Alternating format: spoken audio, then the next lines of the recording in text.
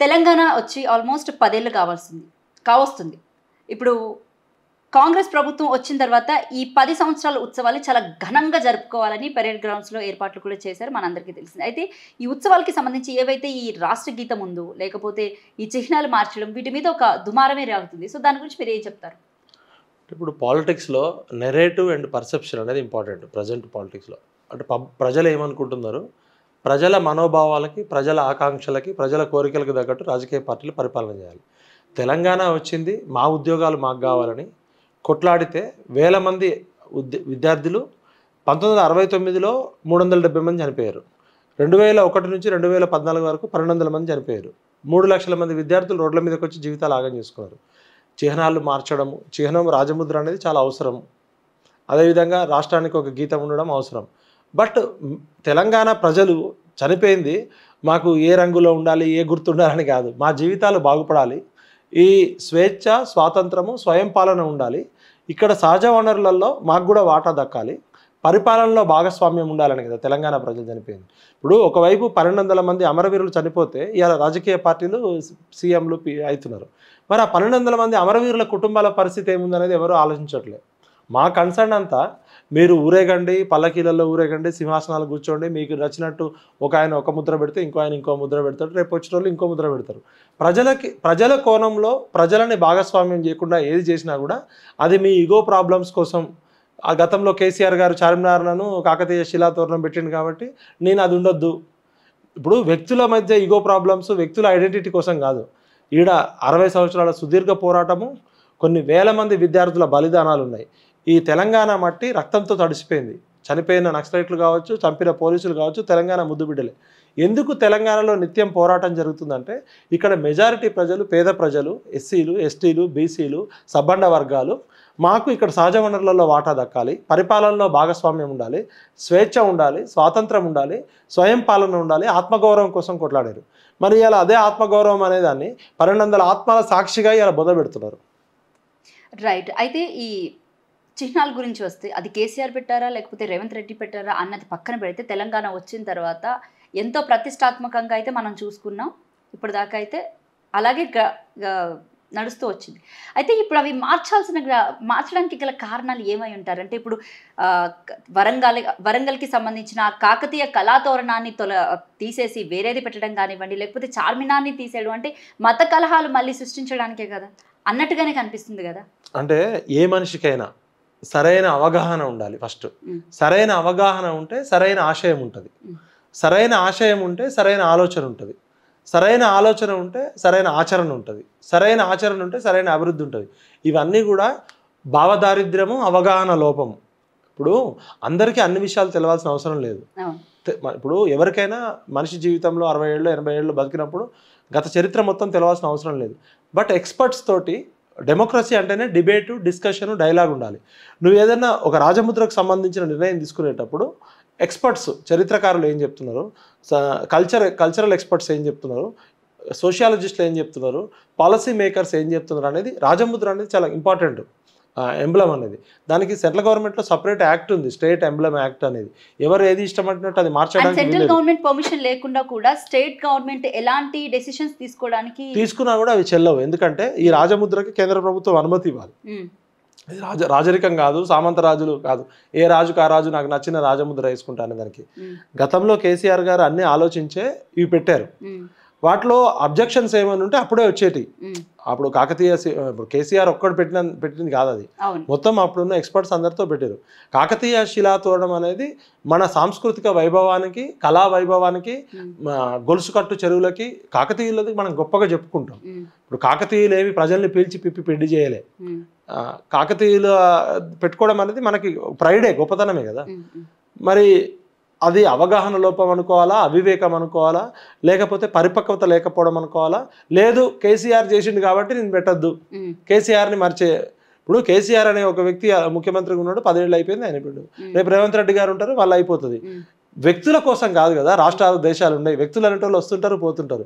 ఈ నా ఐడెంటిటీ నాకు ఉండాలి, నా ఇది ఉండాలని చెప్పి అది చేయడం అవివేకం అవుతుంది. ఏదైనా చేసేటప్పుడు ప్రజలని భాగస్వామ్యులు చేసి బాగుంటుందని మా ఉద్దేశం. రైట్. ఇంకా చార్మినార్ విషయానికి వస్తే ఫస్ట్ ఆఫ్ ఆల్ తెలంగాణ అంటే గుర్తొచ్చేది మొదటిగా హైదరాబాద్ అంటే గుర్తొచ్చేది అందరికీ చార్మినార్. ఇప్పుడు చార్మినార్ అనేది ఇటు తెలంగాణ కానివ్వండి, అటు ముస్లిమ్స్ పరంగా కానివ్వండి, అంటే నిజాం పాలనతో కానివ్వండి, ఎటు చూసినా కూడా మత కలహాలు ఎక్కడ కూడా రాకుండా దాన్ని తెలంగాణకి ప్రతిరూపంగా పెట్టారు. దాన్ని తీసేయడం గురించి ఏం చెప్తారు సార్? చార్మినార్ అనేది హైదరాబాద్ స్టేట్కి ఒక ఐకాన్ లాంటిది, సింబల్ లాంటిది. ఇప్పుడు నిజాం రాజుల పాలనలో మంచి ఉంది, చెడు ఉంది. అట్లంటే మరి ఇప్పుడు చార్మినార్ని కొలగొడతారా, ఆర్ట్స్ కాలేజీని కొలగొడతారా? అట్లా కాదు కదా. ఇప్పుడు ఆ రోజు పెట్టింది ఏంటంటే గంగా జమున తహజీబు, అటు కాకతీయ అనేది మెజారిటీ హిందువులకి ప్రతీక, ఇక్కడ హైదరాబాద్ దక్కన్ హైదరాబాద్ మొత్తం హైదరాబాద్ స్టేట్కి ప్రతీక. ఆ రెండింటితో పాటు ఇంకేమైనా యాడ్ చేయదలుచుకుంటే అమరవీరుల స్తూపం కానీ బతుకమ్మ కానీ ఇంకేమైనా యాడ్ చేయొచ్చు. ఇది యాక్చువల్గా ఒక వ్యక్తులు తీసుకునే నిర్ణయాలు కావు. ఇట్లాంటి ఒక కేసీఆర్ ఒక రేవంత్ రెడ్డో తీసుకునే నిర్ణయం కాదు.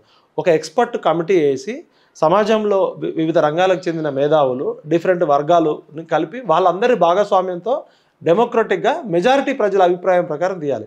ఇది ఏ ముఖ్యమంత్రి మారంగానే ఆ ముఖ్యమంత్రి రాజముద్ర తీసేస్తా. ఇప్పుడు కేసీఆర్ గారు అది పెట్టారు, ఇప్పుడు రేవంత్ రెడ్డి గారు ఇది పెట్టారు, రేపొద్దున ఇంకో వచ్చే ఎల్ఐఎంఎల్ఐ ఇంకోటి పెడతాడు. అంటే దీనికి ఒక పద్ధతి, దీనికి ఒక చట్టము, దీనికి ఒక వ్యవస్థ ఏముండదా? ఇది ప్రజాస్వామ్యమా, రాజరికమా? నేను రాజైన కాబట్టి నా రాజముద్ర ఉండాలి, కేసీఆర్ కట్టించిన ప్రగతి భవన్లో నేను ఉండను, మరి సెక్రటరేట్ కూడా కొలగొట్టుగా, మరి సెక్రటరేట్లు కూడా ఉండవు. ఇది అవగాహన లేమి, అపరిపక్వత, అభద్రత, అసహనానికి ప్రతీక. అది ఎవరు చేసినా కూడా. రేవంత్ రెడ్డి గారు కూడా పాపం మంచి పేరు తెచ్చుకోవాలనే తపనే ఉంటుంది ఏ రాజుకైనా. కానీ మంచి పేరు తెచ్చుకోవాలనే బొమ్మను చేయబోతే ఏదో కోతైనట్టు అట్లా చేయకూడదు. అందరినీ భాగస్వామ్యులు చేసి అందరి అభిప్రాయం మేరకు తీసుకోవాలి. ఇది ప్రజల మనోభావాలకు సంబంధించింది, సెంటిమెంట్కి సంబంధించింది, ఎమోషనల్ ఇష్యూస్. మీకు ప్రజల జీవితాల్లో మార్పు తీసుకురంటారా నాయన అని పరిపాలన చేస్తే మీరు అన్ని సెంటిమెంట్స్ని రెచ్చగొడుతూ ఎమోషనల్ ఇష్యూస్తో కాలం గడుపుతున్నారు. అంటే ప్రజలని అసలు సమస్యలు ఇప్పుడు ఇవాళ మేజర్ సమస్య తెలంగాణలో నిరుద్యోగం. ఇలా మేజర్ సమస్య అమరవీరుల కుటుంబాలకి ఇంతమందికి మనం గుర్తించలే. ఇలా కేసీఆర్ కూర్చున్న సీట్ అయినా గతంలో, ఇప్పుడు రేవంత్ రెడ్డి గారు కూర్చున్న సీట్ అయినా 1200 మంది అమరవీరులు చనిపోతే తెలంగాణ వచ్చింది. ఆ 1200 మంది కుటుంబాల అడ్రస్ కూడా దొరకలేదంటే వీళ్ళు ఏం పరిపాలకులు, వీళ్ళు ఏం పాలన చేసినట్లు? ఇలా మనకు ఇంత టెక్నాలజీ ఇంత అడ్వాన్స్డ్ ఉంది. 1200 మంది 15 ఏళ్ల క్రితం చనిపోతే వాళ్ళ కుటుంబ వివరాలు కూడా తెలియదని గత ప్రభుత్వం అన్నది. మరి రేవంత్ రెడ్డి గతంలో ఉన్నప్పుడు చాలా విమర్శించారు. మరి రేవంత్ రెడ్డి గారు ఎందుకు ఇప్పుడు రాగానే 6 నెలల సమయంలో 6 నిమిషాల పని ఒక డీజీపీ గారు తలుచుకుంటే ప్రతి పోలీస్ స్టేషన్లో ఎవరెవరు ఆత్మహత్య చేసుకున్నారు, ఎవరెవరు చనిపోయారు, ఆ వివరాలను ఉంటాయి. ఒక 24 అవర్స్లో మొత్తం డేటా వస్తుంది. మేము రిక్వెస్ట్ చేస్తున్నాం రేవంత్ రెడ్డి గారిని, మీరు కనీసం 2వ తారీఖు అయినా కూడా కేసీఆర్ గారు గతంలో 550 మందికి ఉద్యోగాలు వాళ్ళకి విద్య ఇచ్చాడు. ఇప్పుడు మిగిలిన 650 మందికి వాళ్ళ కుటుంబంలో ఎవరికైతే అర్హత ఉందో వాళ్ళకి ఉద్యోగాలు ఇవ్వండి. వాళ్ళ కుటుంబంలో చాలామందికి ఆర్థిక పరిస్థితి బాగాలేదు, ఆరోగ్య పరిస్థితి బాగాలేదు. మన కోసం లైఫ్లో పెద్ద ప్రాణత్యాగం. ఆ ప్రాణత్యాగం చేసిన వాళ్ళని కూడా మనం గుర్తించకపోతే, గౌరవించకపోతే ఇక మనం ఏం తెలంగాణ తెచ్చుకున్నట్టు? ఎందుకు ఈ ముఖ్యమంత్రులు మంత్రులు నుండి పీకడానిక? వీళ్ళందరూ నీళ్ళు లేని బాయిలో దూకి చావాలి వీళ్ళందరూ. ఎందుకంటే బంగారు తెలంగాణ అంటున్నాం, వజ్రాల తెలంగాణ అంటున్నాం, గొప్పగా చెప్తున్నాం. కానీ కనీసం ఈ తెలంగాణ రాష్ట్రం కోసం త్యాగం చేసిన 69 ఉద్యమకారులు గుర్తుకురారు. ఇలా 2001 నుంచి 2014 వరకు 150 కిలోమీటర్లు 180 కిలోమీటర్ల వేగంతో వస్తున్న రైలుకి ఎదురుగా వెళ్ళి ఒక అమ్మాయి చనిపోయింది. ఒక 179 మంది పెట్రోల్ పోసుకొని చనిపోయారు. ఒక 200 మంది బిల్డింగ్లు దూకి చనిపోయారు. ఒక 100-150 మంది చెరువుల్లో దూకి చనిపోయారు. ఒక అమ్మాయి అయితే ఇంట్లో ఎక్కడ బయటపడుతుందని బాత్రూంలోకి వెళ్ళి నోట్లో గుడ్డలు కుక్కొని పెట్రోల్ పోసుకొని చనిపోయింది. ఈ చనిపోయిన 1200 కేసులు మీరు ఎప్పుడైనా చదివితే ఒక్కొక్క ఆత్మహత్య లేక ఒక్కొక్క విచిత్రంగా ఉంటుంది. మరి ఇంతమంది త్యాగాలు ప్రజలయ్యి, భోగాలు ఈ రాజకీయ నాయకులయ్యి. 69లో చనిపోయారు. 69లో ఒక్క డెడ్ బాడీ ఉస్మానియా హాస్పిటల్కి వస్తే 100 మంది తల్లిదండ్రులు వచ్చేటోళ్ళు. ఇప్పుడు మనకి జలియన్ వాలాబాగ్ స్వాతంత్రోద్యమంలో జనరల్ డయ్యర్ అనేటోడు బ్రిటిష్ వాడు దమనకాండ చేసిండని చెప్పుకుంటాం. ఇదే కాంగ్రెస్ ప్రభుత్వం, ఇదే ఇందిరాగాంధీ 9 నెలలు కర్ఫ్యూ జరిగింది. ఇక్కడ 1 ఇయర్ విద్యా సంవత్సరం కోల్పోయింది. పిల్లలు స్టూడెంట్స్ ముక్కుపచ్చలారని స్టూడెంట్స్ వర్సెస్ ఆర్మీ ఫైటింగ్ జరిగితే చనిపోయిన డెడ్ బాడీలు 370, మిస్సింగ్ కేసులు 3000. ఆ రోజు 68 నుంచి 2001 వరకు రక్తపాతం జరిగింది. 96-97లో తెలంగాణ పాట పాడినందుకు బెలి లలిత అనే మా అక్కని ముక్కలుగా నరికేసారు. 17 ముక్కలు నరికారు. ఒక్కొక్క ముక్క ఒక్కొక్క జిల్లాలో వేసారు. చంద్రబాబు నాయుడు ప్రభుత్వంలోనే 17 మందిని చంపారు ఒక భువనగిరి ప్రాంతంలోనే. సిద్ధులు కానీ, రాములు కానీ, అట్లా చాలామంది. అంటే నిత్యం రక్తతర్పణం ఎందుకు జరిగింది? స్వయం పాలన ఉండాలి, స్వేచ్ఛ ఉండాలి, స్వాతంత్రం ఉండాలి. ఇక్కడ మెజారిటీ ప్రజలకి, ఎస్సీ ఎస్టీ బీసీలు సబ్బండ వర్గాలకి ఉండాలని చెప్తే చనిపోయిన వాళ్ళకి కనీసం రికార్డు కూడా లేదు. వేరే రాష్ట్రాల్లో, వేరే దేశాల్లో చనిపోయిన వాళ్ళకి మనం జై జవాన్ జై కిసాన్ అని గర్వించుకుంటాం.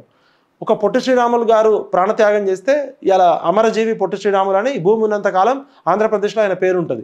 మరి మన కళ్ళెదుట 14 ఏళ్ల క్రితం జరిగిన ఉద్యమంలో జరిపిన 1200 మంది వీరుల ఫోటో ఉండాలి, వాళ్ళతో మ్యూజియం ఉండాలి కదా. కనీసం వాళ్ళు దిక్కులేక పరిస్థితిలో ఉన్నారు. 69 ఉద్యమకారులకు అయితే చాలామంది పాపం బెడ్ రిడన్ అయి ఉన్నారు. వాళ్ళకి కనీసం మందుల సౌకర్యం కూడా లేదు. ఇవి ఒక ప్రభుత్వం, ఇవి సిగ్గులేని ప్రభుత్వాలు. వీళ్ళు తినేది రక్తపు కూడు. 1200 మంది అమరవీరులు రక్తపు కూడు తింటున్నారు.